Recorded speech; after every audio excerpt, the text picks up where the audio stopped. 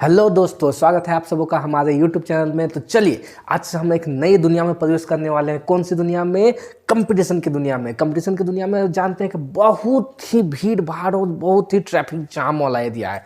इस एरिया में अगर प्रवेश करना है तो आपको एक्सपर्ट होना पड़ेगा। आपका जो सेंस ऑफ ह्यूमर है बहुत ज़्यादा हाई होना चाहिए। आपका जो थिंकिंग पावर है वो इतना लेवल हाई होना चाहिए कि क्वेश्चन देखते ही आपको उसका उत्तर आ जाना चाहिए। तो चलिए आज से हम लोग ये तैयारी को शुरू करने वाले हैं एक नए सिरे से, एक नया ट्रैक लेके, जो कि आपके आने वाले कॉम्पिटिटिव एग्जाम्स में बहुत ज़्यादा हेल्प करने वाला है। तो चलिए, एडवांस मैथ के विषय में आप कुछ जानते ही होंगे। अगर नहीं जानते हैं तो चलिए, मैं हूं आपके साथ राजेश कुमार, जो आपको बताएगा कि एडवांस मैथ और जो बेसिक मैथ्स में क्या क्या आते हैं और उन सभी का प्रिपरेशन कैसे करेंगे, जो वो सभी क्वेश्चंस की तैयारी कैसे करेंगे जो कॉम्पिटिटिव एग्जाम में मोस्ट इंपॉर्टेंट रहता है। तो चलिए देर ना करते हुए हम लोग जानते हैं कि एडवांस मैथ का सिलेबस जो है हम पिछले वीडियो में आपको दे चुके हैं। आज उस सिलेबस को बेसिस लेते हुए हम लोग देखते हैं लाइन एंड एंगल्स का चैप्टर स्टार्ट करते हैं। तो लाइन एंड एंगल्स क्या क्या होते हैं इसमें?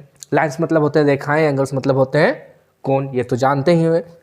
चलिए सबसे पहले हम लोग जानते हैं लाइन एंड एंगल्स में पॉइंट के विषय में सबको जानते होंगे। एक डॉट दे दिया पॉइंट का अगर डेफिनेशन को पूछ ले तो क्या बताएंगे? पॉइंट एक ऐसा सर्कल जिसका कोई रेडियस ही नहीं है। दैट मीन्स 0 डिग्री वाले सर्कल को हम लोग क्या कहेंगे? पॉइंट कहेंगे। 0 डिग्री वाले सर्कल को हम लोग पॉइंट कहेंगे। तो आपको पता चल गया पॉइंट क्या होता है। 0 डिग्री वाले सर्कल को हम लोग पॉइंट कहते हैं। दूसरा लाइन का मतलब होता है रेखा, पॉइंट का मतलब होता है बिंदु, लाइन का मतलब होता है रेखा कहने का मतलब दो जगहों के बीच की दूरी या फिर दो जगहों के बीच की दूरी को हम लोग लाइन सेगमेंट कहेंगे। सॉरी, जो दो जगहों के, जैसे हो गया अगर एक जगह है ए दूसरा है बी, इन दोनों के बीच में हमने एक ड्रॉ कर दिया लाइन, ठीक है, रेखा। तो ये रेखा को आप कहाँ कहेंगे? एक जगह से दूसरे जगह जाके बाद अंत हो गया है, इसके बाद आगे वो बढ़ ही नहीं रहा है, ठीक है। तो इसको हम लोग कहते हैं लाइन सेगमेंट। क्या कहते हैं? लाइन सेगमेंट, ठीक है, याद रखिएगा। इसको क्या कहेंगे? Line segment.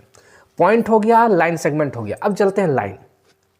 बहुत सारे पॉइंट से मिलके एक लाइन का निर्माण होता है, ठीक है। और ये लाइन होता क्या है? रेखा। किसको कहते हैं? बहुत सारे पॉइंट्स, बिंदुओं से मिलके एक रेखा का निर्माण किया जाता है जो कि अनंत दूरी तक खींचा जा सकता है। यानी अगर ये कोई लाइन हम बना दिए हैं तो इसका जो अंत है वह पता नहीं है कि कहाँ जाके खत्म होगा। यानी इसको दोनों छोरों से हम लोग बढ़ा सकते हैं। इसको हम लोग क्या कहेंगे? लाइन कहेंगे। यह हो गया लाइन, यह हो गया लाइन सेगमेंट, ठीक है, याद रखिएगा, ठीक है। लाइन सेगमेंट मतलब होता है रेखा खंड, एक खंड, रेखा का एक टुकड़ा, खंड, ठीक है। अगला आते हैं रे। ये तीनों एक जाति का ही है। अगर रे किसको कहते हैं? रे का हिंदी होता है किरण, ठीक है। इसका मतलब होता है कि एक निश्चित स्थान से निकलकर अनंत दूरी तक जाने वाली रेखा, ठीक है। चलिए देखते हैं। अगर हम एक पॉइंट ले लिए, यहाँ पे हम P ले लिए, ठीक है। अगर इससे एक रेखा निकली है, ठीक है, जो जा रही है, अब कहाँ तक जा रही है ये कहना मुश्किल है, ठीक है। इसका जो स्टार्टिंग पॉइंट तो है यहाँ पे, लेकिन वह एंड पॉइंट कहीं नहीं है। तो ये क्या हो जाता है? रे। इसको क्या बोलेंगे? रे, यानी किरण। उम्मीद है आपको पता चल गया होगा पॉइंट क्या होता है। 0 डिग्री वाले रेडियस को हम लोग क्या कहते हैं? सर्कल रेडियस वाले 0 डिग्री वाले रेडियस, सॉरी, हाँ, 0 रेडियस वाले सर्कल को हम लोग पॉइंट कहते हैं। लाइन क्या हो गया? जो कि अनंत दूरी तक खींचा जा सकता है। लाइन सेगमेंट जो दो पॉइंट्स के बीच वाली दूरी को हम लोग लाइन सेगमेंट कहते हैं। रे क्या हो गया? जिसका एक इन पॉइंट होता है, उसको जितना चाहे उतना दूरी तक हम लोग खींच सकते हैं। चलिए आगे की दुनिया में आते हैं। इंटरसेक्टिंग लाइन्स, यानी लाइन्स जो होगा एक दूसरे को इंटरसेक्ट करता है। इंटरसेक्ट मतलब होता है काटना, प्रतिच्छेदित रेखाएं जिसको कहते हैं। जैसे एक लाइन ऐसे हो गया, दूसरा लाइन ऐसे हो गया, इस तरह से हो गया। तो ये दोनों एक दूसरे को कट कर रहे हैं। कहाँ पे? यहाँ पे कट कर रहे हैं। तो ये जो हो गया इंटरसेक्ट कर रहे हैं एक दूसरे को। इसको क्या बोलेंगे? इंटरसेक्टिंग लाइंस, ठीक है। दूसरा देखते हैं, वर्टिकली अपोजिट एंगल्स, ठीक है। तो वर्टिकली अपोजिट एंगल्स का क्या होगा? चलिए देखते हैं। इसका मतलब होता है कि वैसी रेखाएं जिसके जहां पे दो इंटरसेक्ट करके एक्स जैसा फॉर्म बना रहा हो, एक्स जैसा, जैसे एक्स जानते हैं लिखते हुए, तो एक्स जैसा जब फॉर्म बनेगा, चाहे वो छोटा हो, पतला हो, मोटा हो, कैसा भी हो, ठीक है, तो उसमें जब एक्स के जैसा फॉर्मेट बनेगा तो वह क्या बनाता है, वर्टिकली अपोजिट एंगल। ठीक है, चलिए देखते हैं ऊर्ध्वाधर सम्मुख कोण जिसको कहते हैं। ठीक है, आगे देखते हैं क्या होता है।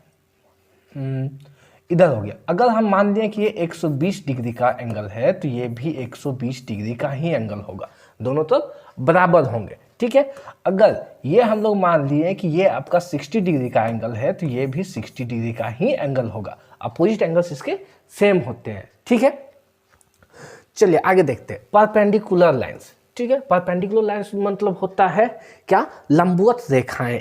ठीक है, लंबवत रेखाएं कैसे कहेंगे, अगर एक रेखा है, ठीक है, उस पर कोई और एक रेखा बिल्कुल 90 डिग्री के शेप में खड़ा हो, किस तरह शेप में, 90 डिग्री के शेप में खड़ा हो, तो वो रेखा परपेंडिकुलर लाइन रेखा कहलाएगा।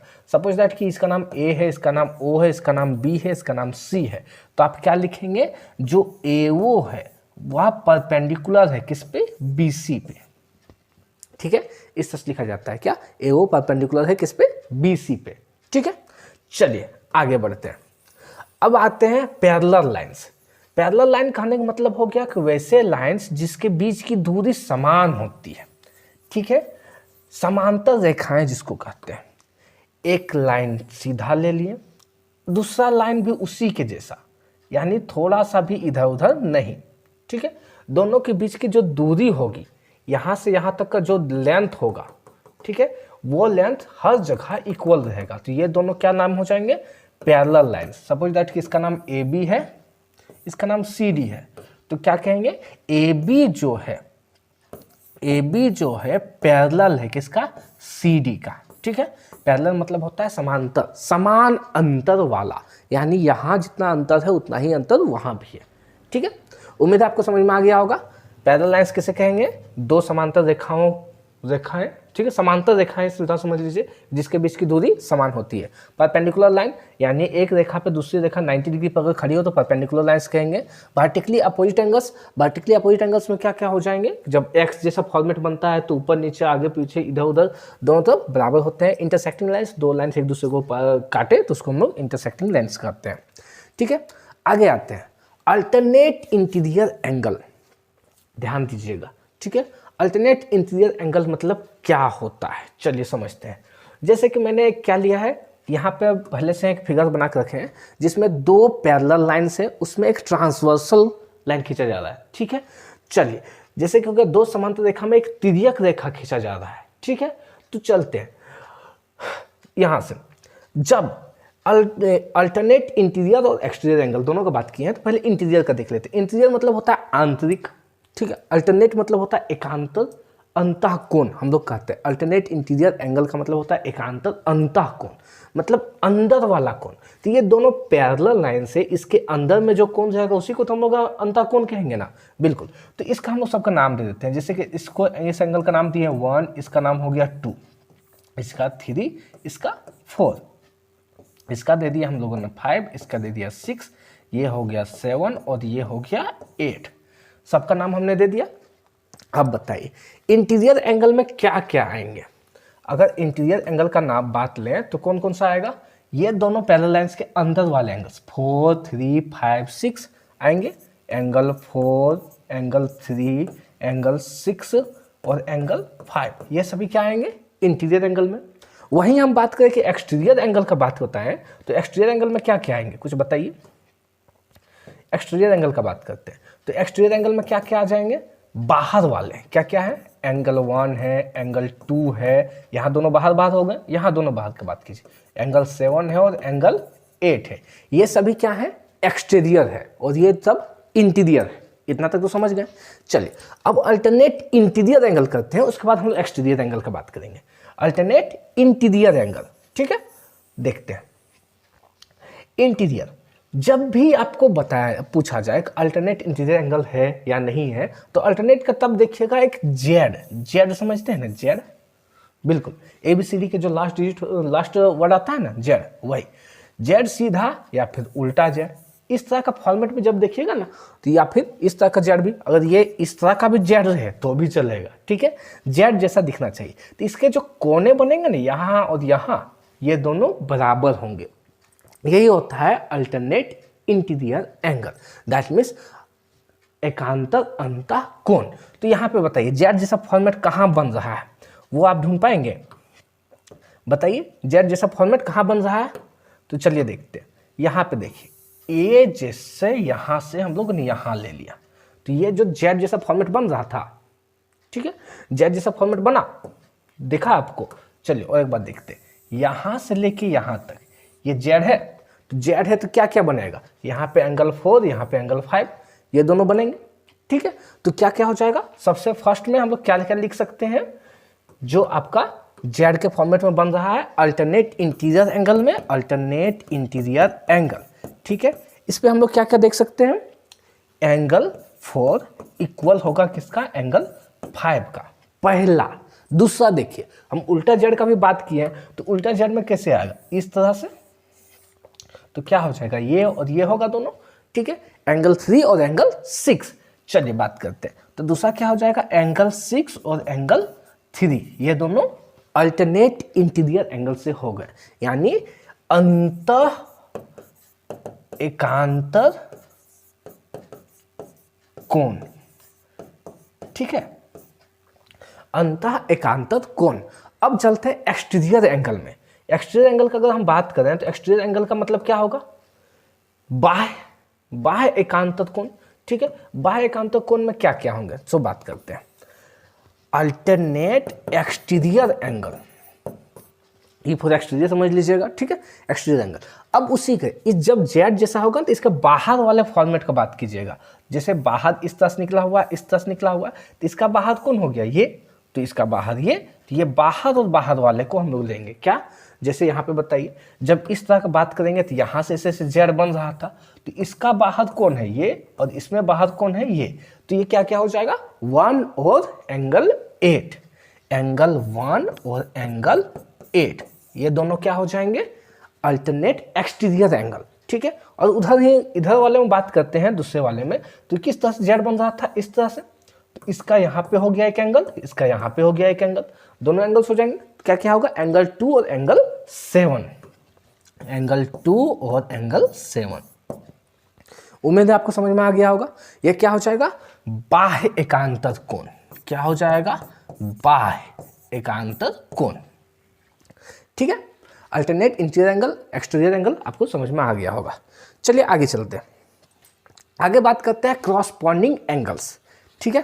क्रॉसपॉन्डिंग एंगल्स के विषय में बात करते हैं, तो हम लोग वही उसी फिगर्स में बता देते हैं, हम फिगर्स ड्रॉ कर लेते हैं, देख लीजिए, एक हो गया, दूसरा हो गया, और इसमें से एक ट्रांसवर्सल हम लोगों ने खींच दिया, ठीक है। अब सबका हम लोग नाम ले लेते हैं फिर से, क्या, ये हो गया 1, ये 2, ये 3 और ये 4, इसको ले लेते हैं 5, ये हो जाएगा 6, ये होगा 7 और ये 8, ठीक है, सबका हमने नाम ले लिया।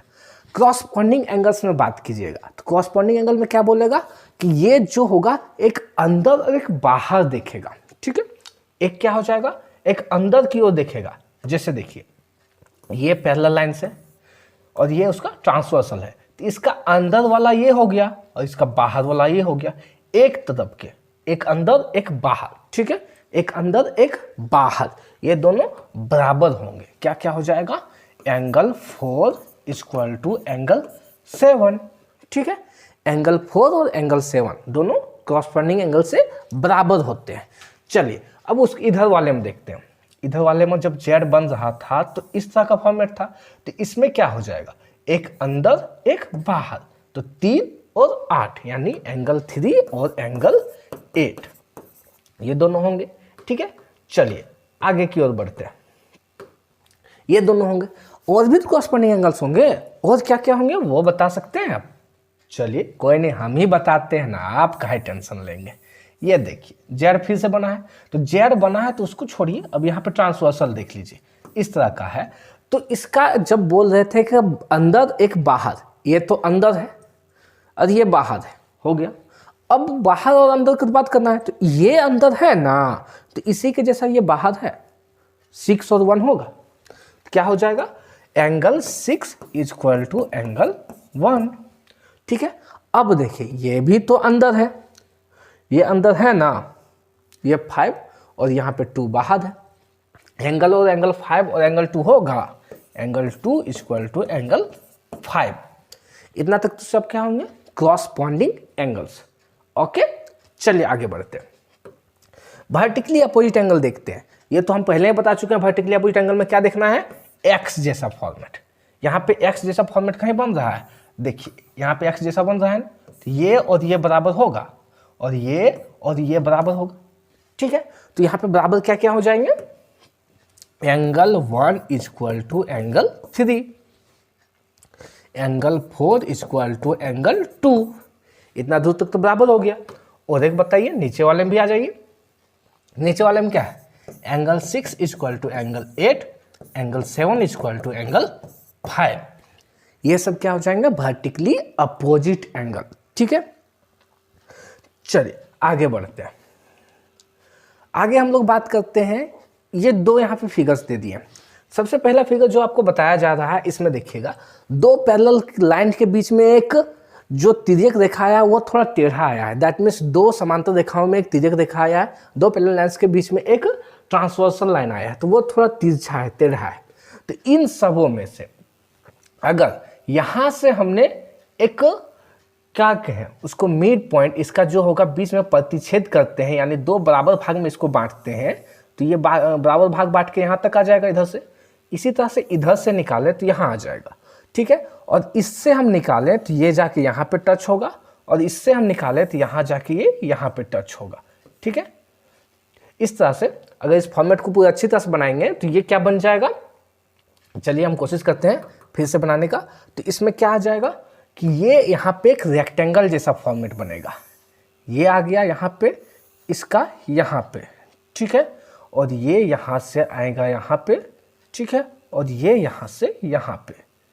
ठीक है, चलिए तो ये किस तरह का फॉर्मेट बनता है, यहाँ पे जब दो पैरेलल लाइंस के बीच अगर एक ट्रांसवर्सल खींचा जाए और उन ट्रांसवर्सल का जहाँ प्रतिच्छेदित रेखाएं होती है, यानी इंटरसेक्ट लाइन के बिंदु से अगर बीच उसको दो बराबर भागों में बांट के रेखाएं खींचा जाए तो वह रेखा एक आयत का निर्माण करता है। यहाँ से यहाँ तक क्या हो जाएगा, एक रेक्टेंगल का निर्माण करता है। क्या करता है, रेक्टेंगल का निर्माण, याद रखिएगा। ठीक है, इसको हम लोग क्या कहते हैं, आयत। चलो, अगर वही ट्रांसवर्सल लाइन अगर स्ट्रेट हो, यानी एक दूसरे का परपेंडिकुलर हो, तो यहाँ पे जो बनेगा वो क्या बन जाएगा, फॉर्मेट याद रखिएगा, वो बन जाएगा एक स्क्वायर। यहाँ पे कैसा बनेगा, स्क्वायर बनेगा,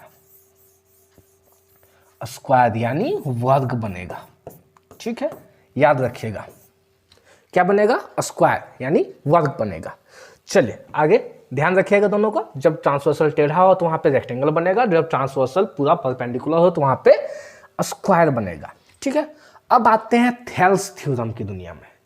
10th क्लास में थेल्स थ्योरम पढ़ना है, तो उसमें बताया जाता है कि आपको वहां पे फॉर्मूला जैसा दे दिया होगा रेशियो में। रेशियो क्या क्या दे दिया होगा, अगर कोई वैल्यू कह दिया जाए कि किसी का रेशियो जो होता है दूसरे तरफ के रेशियो के बराबर होता है, मतलब अगर सिर्फ पैरेलल लाइंस, बहुत सारे पैरेलल लाइंस में अगर कोई ट्रांसवर्सल खींचा गया है, बहुत सारे पैरेलल लाइंस में अगर दो ट्रांसवर्सल खींचा गया है, तो उन ट्रांसवर्सल का जो एरिया बनता है, जो स्पेस बनता है, दोनों तरफ का रेशियो बराबर होता है। ठीक है, चलिए हम लोग समझते हैं कुछ कुछ।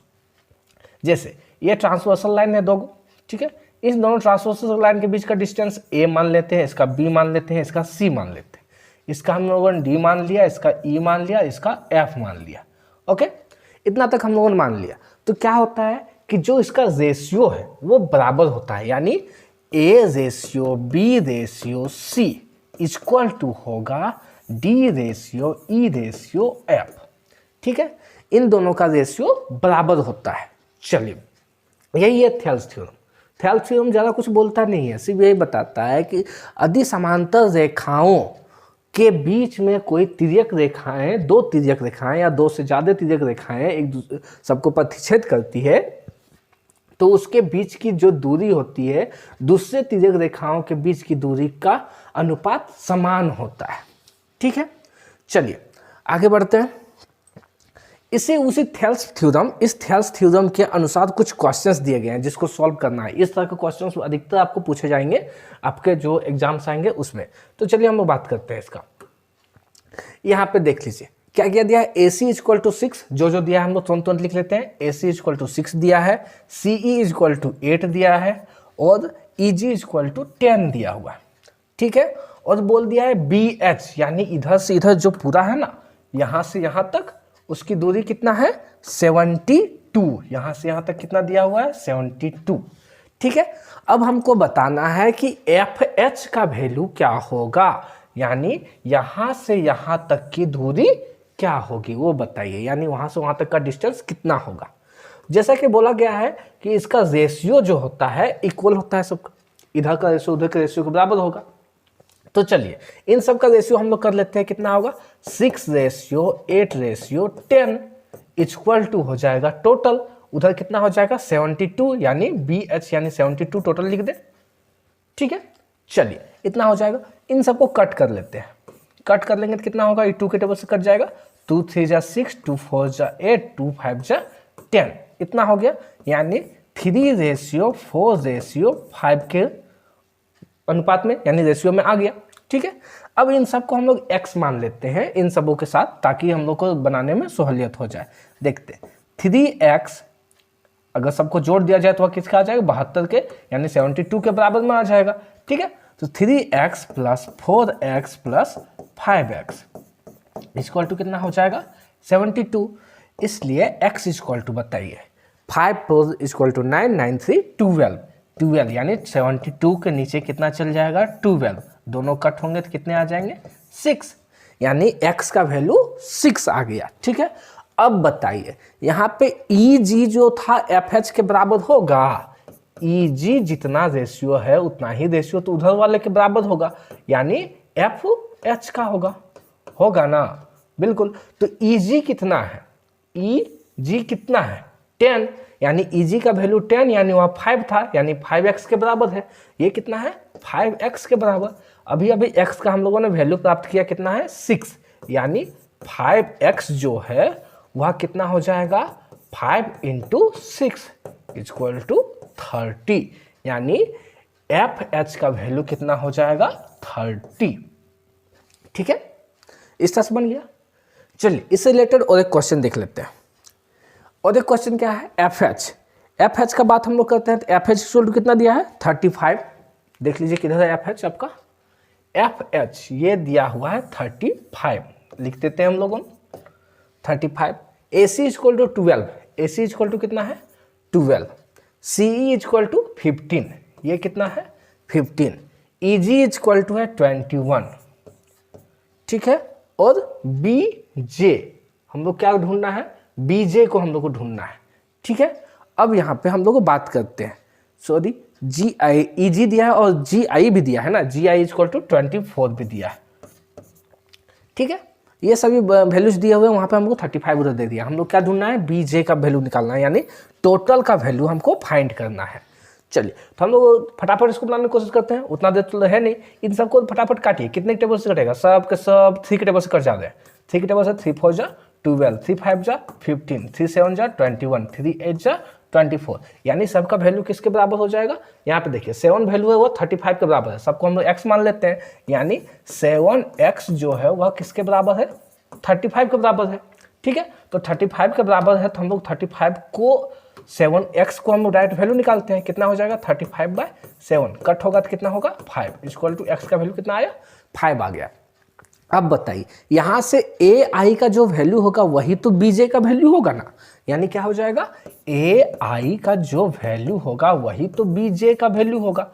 अब AI देखिए AI यहाँ से यहाँ तक है, तो AI में कितना कितना होगा 4 + 5 + 7 + 8 इक्वल टू क्या हो जाएगा BJ का जो वैल्यू था वही, ठीक है। सबके साथ हम लोगों ने x मान लिए, सबके साथ हम लोग x लगा देते हैं ताकि सहूलियत अच्छा हो जाए, ठीक है।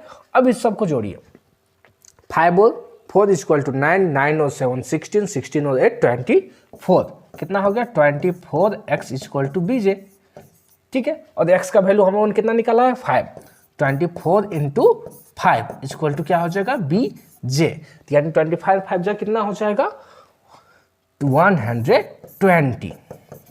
बीजे का वैल्यू कितना आ गया 120। ठीक है, इस तरह से आप कोई भी अगर दिया हुआ है, एक तरफ का दिया हुआ है वैल्यू, दूसरे तरफ में छोटा दिया हुआ है, कोई 1 या 2 का वैल्यू दिया है, तो उससे आप फाइंड आउट कर सकते हैं कि उसका जो अगला जो वैल्यू पूछा है वो किस तरह से निकलेगा। उम्मीद है आपको ये समझ में पूरी अच्छी तरह से आ गया होगा। ठीक है, इसके आगे हम लोग कंटिन्यू चलेंगे क्योंकि क्लासेस बहुत जल्दी करना होगा। ये फाउंडेशन है जिसमें आपको पूरी अच्छी तरह से सिखलाया जाएगा और तो अभी धीरे धीरे आराम से सिखलाया जाएगा। जो क्वेश्चन में आपको प्रॉब्लम हो उसको आप कमेंट कर सकते हैं हमें और उसका रिप्लाई फिर से हम देंगे आपको, ताकि उससे आपको पता चल जाए कि वह क्वेश्चन किस तरह से बन रहा था, उसमें क्या क्या डाउट्स है। अगर ज़्यादा डाउट्स होंगे तो उसको हम लोग फिर से उसका एक सेपरेट वीडियो बना देंगे। ठीक है, तो चलिए आज के हम लोग सेशंस में इतना ही जानते हैं। मिलते हैं आपको नेक्स्ट वीडियो में इसके आगे वाले भाग को लेके। तब तक के लिए थैंक यू।